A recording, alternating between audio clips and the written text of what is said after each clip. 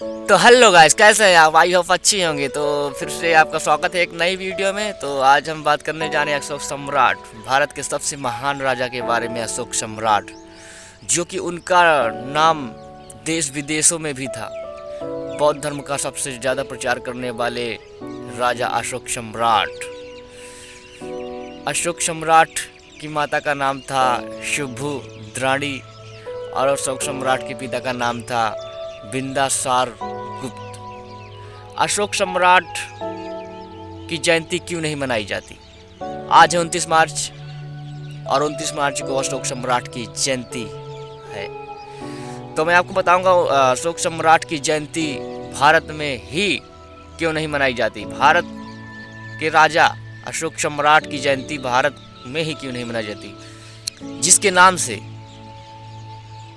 अशोक चिन्ह का निर्माण हुआ हो, जिसके नाम से सबसे बड़ा पुरस्कार दिया जाता हो अशोक चक्र, उसी की जयंती भारत में नहीं मनाई जाती। जिन्होंने 16 विश्वविद्यालय बनवाए, विदेशों से भी छात्र पढ़ने आते थे भारत, उन्हीं की आज जयंती नहीं मनाई जाती। नालंदा विश्वविद्यालय जैसे कई यूनिवर्सिटी बनवाई, विश्वविद्यालय, आज उन्हीं की जयंती नहीं मनाई जाती।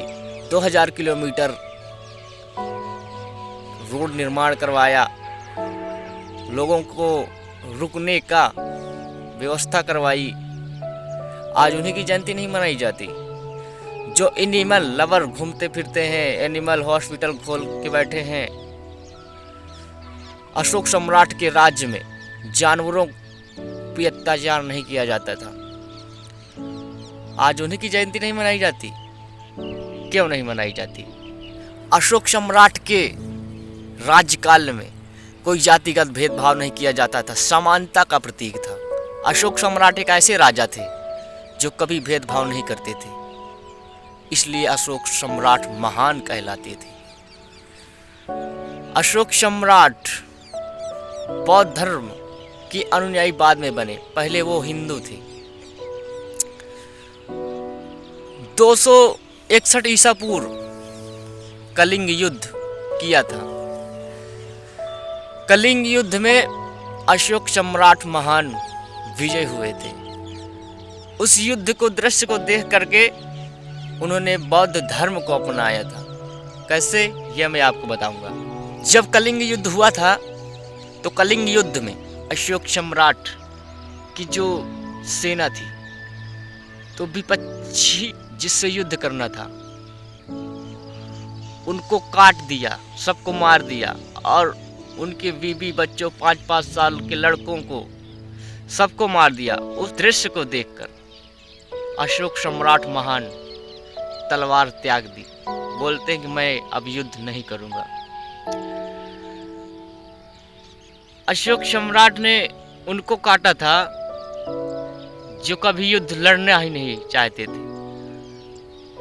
नारियों को काट दिया, 5-5 साल के बच्चों को काट दिया। अगर कोई आपका दुश्मन होता है तो आप दुश्मन के बच्चे को भी छोड़ देंगे कि ये तो बच्चा है, इनका क्या लेना देना, लेकिन वहाँ 5-5 साल के बच्चों को भी काट दिया गया था। उस युद्ध में बहुत ही बुरा दृश्य हुआ और अशोक सम्राट ने तलवार को त्याग दिया कि आज के बाद मैं युद्ध नहीं करूंगा।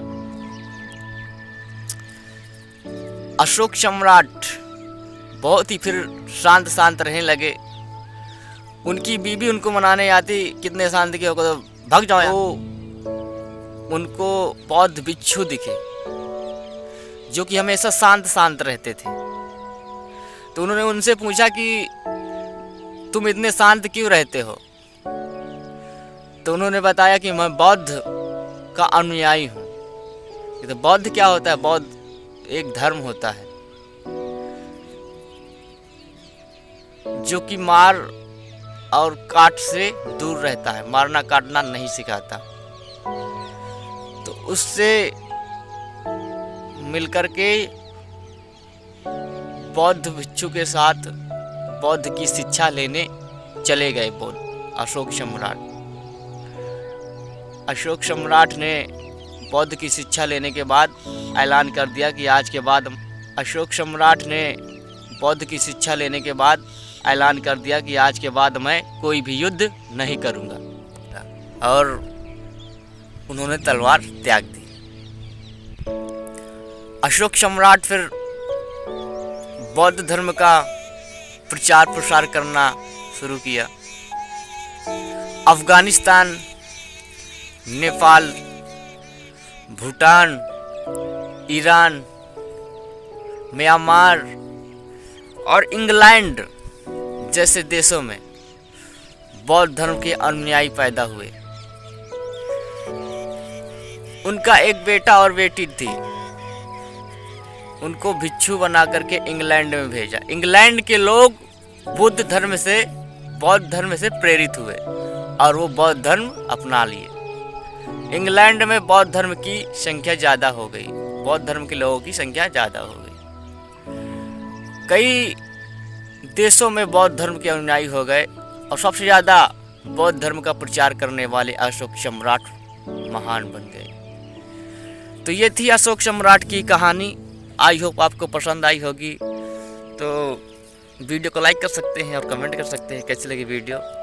नहीं तो कोई दिक्कत नहीं है, हम ऐसे ही काम चला लेंगे। I hope